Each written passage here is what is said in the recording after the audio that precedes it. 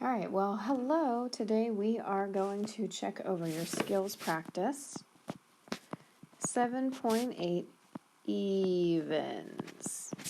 Okay, so the target was I can write and graph linear inequalities using two variables. So we'll start off here with the first couple problems, writing the linear inequalities with an x and a y variable. So number 2, notebooks cost $3 and packages of markers cost $5. You have at most $40 to spend on notebooks and markers. So let's call x the number of notebooks,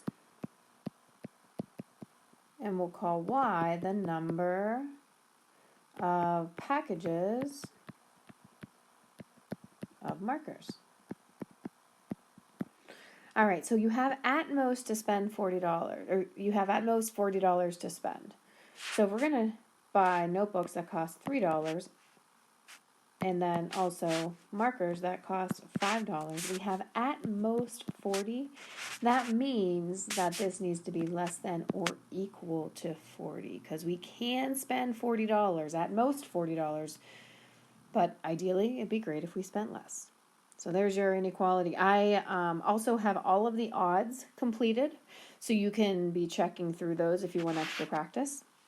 Number 4, in Jamie's basketball game, field goals are 2 points each and free throws are 1 point each. Jamie scored more than 20 points. So let's call X the number of field goals, which again are 2 points each. And Y could be the number of free throws, which 1 point each.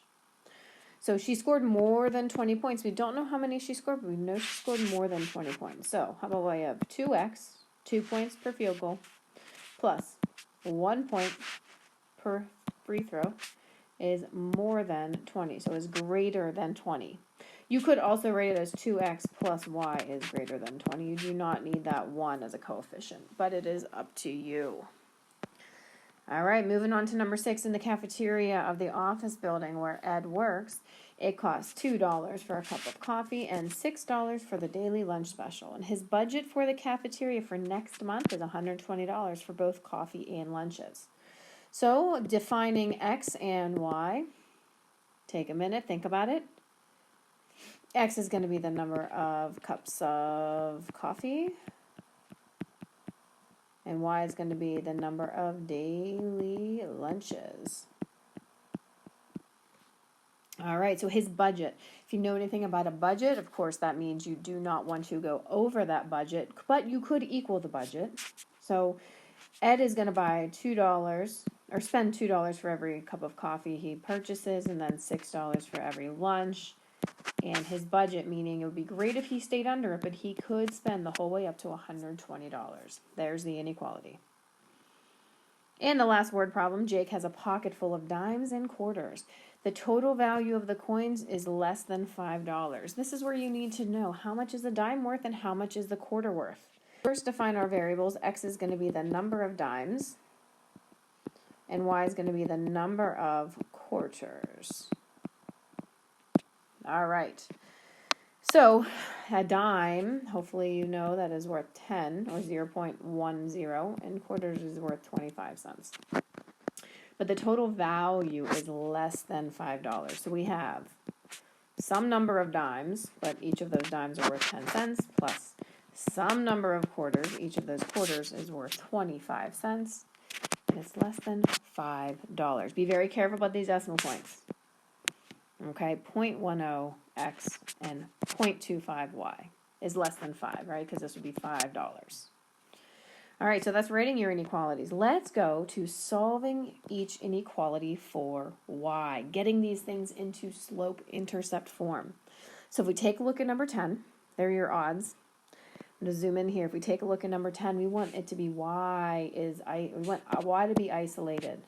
So let's subtract 2x from both sides, and we have y is greater than negative 2x plus 1. It's now in slope-intercept form, a whole lot easier to graph. Looking at 12, okay, here's my y. I want it by itself.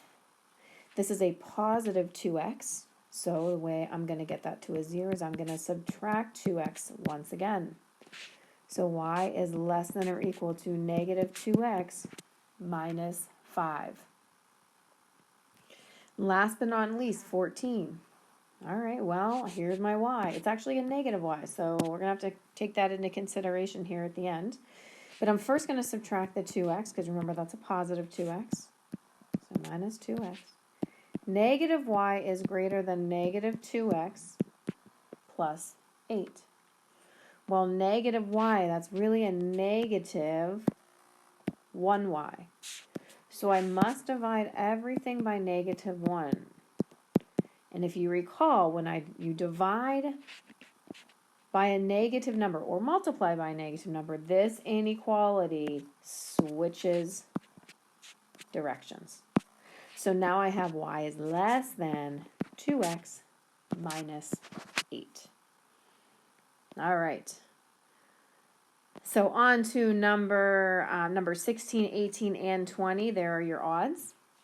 But we are determining whether the point 0, 0 is a solution. This will help us when we finally go to graph to figure out which way to shade. All right, so let's look here. We're just determining whether 0, 0 is a solution. So let's plug it in. Oops. 2 times 0 plus 0 is greater than 2. Well, 2 times 0, 0 plus 0, 0. So 0 is greater than 2. True statement? No, it's not a true statement. So we'd be shading on the section that does not include the origin 0, 0. Okay, let's look at 18. Plugging 0 in. 0 minus 2 times 0 is less than or equal to 1. Well, this whole side goes to 0. This whole side goes to 0. 0 is less than or equal to 1. True. 20.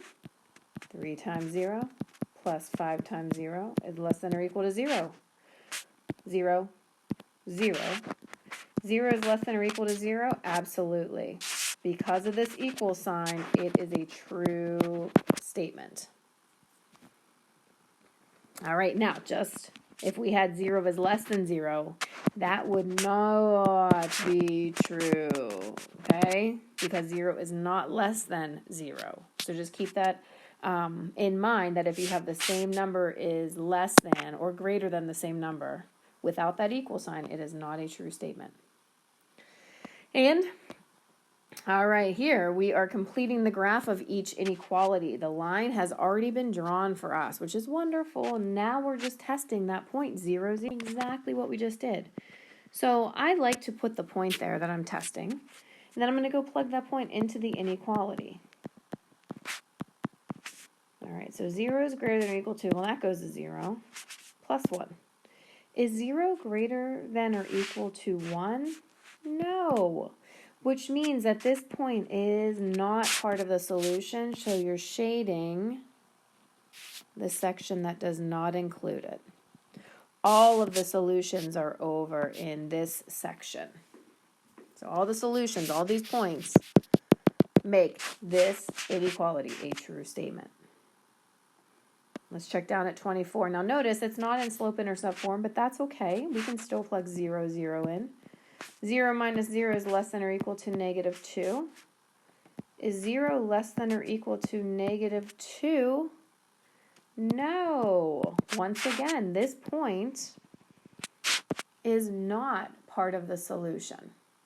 So we're going to shade on this section of the graph. Because any point here would make it a true statement. Any point.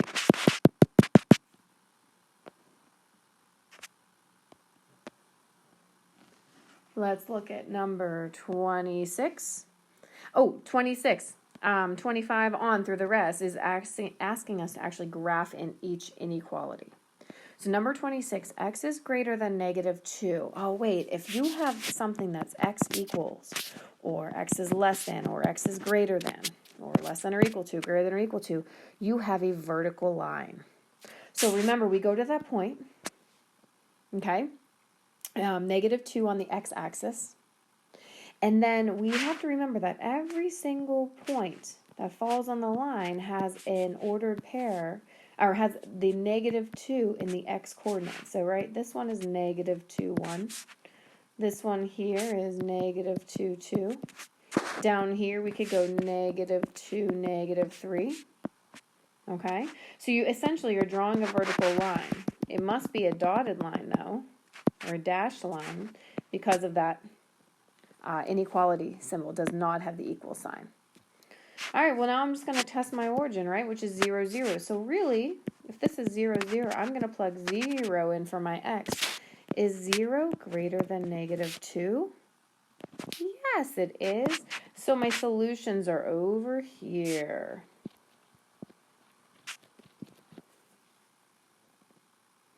All right, moving down to number 28. There's 27. Number 28, it's already in slope-intercept form, which is wonderful. So I have y is less than or equal to x minus 4. I'm going to start at -4. 1, 2, 3, 4 down. There's my -4. My slope is 1 over 1. Up 1 over 1. Up 1 over 1. Up 1 over 1. Up 1 over 1. Up 1 over 1. Complete the graph as much as I can. I know it's going to be a solid line. Y is less than or equal to, so it's going to be a solid line. And then, so there's the line, y equals x minus 4. Now I need to make the inequality. So I'm going to test the point 0, 0. So I have I have 0 is less than or equal to 0 minus 4. 0 is less than or equal to -4. True? No, it's not true, which means all my solutions are on the side opposite of that origin. So any point in the region will make it a true statement. Let's look at number 30. Now this one, you should have turned it into slope-intercept form, and I will tell you that it does remain a fraction of 7/5. So we always start off by graphing the y-intercept of 3, 1, 2, 3. And notice 7/5, that means I would rise 7, run 5. Well, as soon as I go up 2, I'm off the graph.